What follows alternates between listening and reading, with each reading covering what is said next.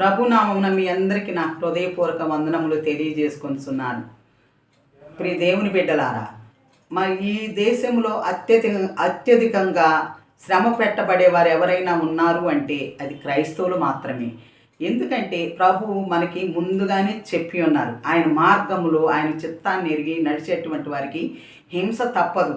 రాజ్యసభలకు ఈడుస్తారు, మరి మనల్ని శిక్షిస్తారు, మనల్ని శోధిస్తారు. మత్తయి సువార్త 5:11 స్పష్టంగా చెప్పి ఉన్నాడు, నా నిమిత్తం ఎవరైనా జనులు మిమ్మల్ని నిందించి హింసించి అబద్ధముగా చెడ్డ మాట పలికినప్పుడు మీరు ధన్యులని. అంటే ఇప్పుడు ప్రవీణ్ పగడాల గారు ఎంత ధన్యుడంటే ప్రభు నిమిత్తం ఆయన హతసాక్షి అయి ఉన్నాడు కనుక ఆయన ప్రభు రాజ్యంలో ఆయన కుడిపార్శ్వమున ఉన్నాడని నమ్ముచున్నాము. కనుక ప్రియ దేవుని బిడ్డలారా, ఆయన నిమిత్తం, ఆయన కుటుంబం నిమిత్తము, ఆయన బిడ్డల నిమిత్తం మనం ఎంతైనా విశ్వాసంతో ప్రార్థించే వారిగా ఉండాలి. వారికి ఓర్పు కలిగి ఉండాలని, వారు నిరీక్షణతో ఇంకా ప్రభువులో లోతైన అనుభవం కలిగి ఉండాలని ఆమె ఇచ్చినటువంటి సాక్ష్యము మరి క్రైస్తవులకే ఎంతో ఘన విజయం అన్నమాట. ఆ సిస్టర్ గారు ఇచ్చినటువంటి సాక్ష్యం. అలాగే ఇప్పుడు దేవుని బిడ్డలారా, మరి ఈ దినాన మనము మరి ఆనాడు చూస్తే స్తెఫను కూడా హతసాక్షి అయినాడు ప్రభు నిమిత్తం. ఆయన సావుకి అపోస్తలుడైన పౌలు సమ్మతించాడు. అలాంటి పౌలుని ప్రభువు దమస్కు మార్గాన పట్టుకున్నప్పుడు అతను నా సాధనమై ఉన్నాడు, నా నిమిత్తం ఆయన అనేక శ్రమలు పొందాల్సి ఉన్నదని ప్రభువే పౌలు నిమిత్తం సాక్ష్యం ఇచ్చి తనను ఎన్నుకొని ఉన్నాడు. పౌలుని ఎవరి స్థానంలో? స్తెఫను స్థానంలో.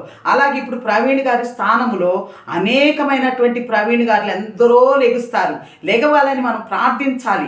అపోస్తలుడైన పౌలు లాంటి వారు అనేకులు లెగవాలి మన క్రైస్తవంలో.